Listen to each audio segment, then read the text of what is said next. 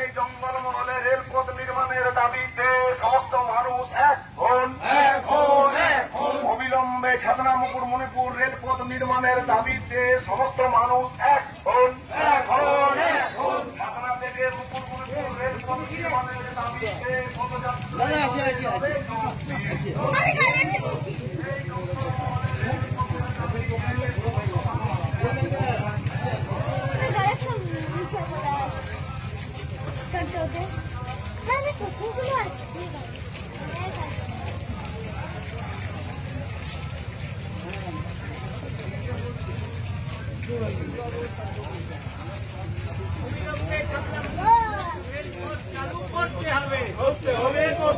অবিলম্বে ছাতনা মুকুট মণিপুর রেলপথ চালু করতে হবে।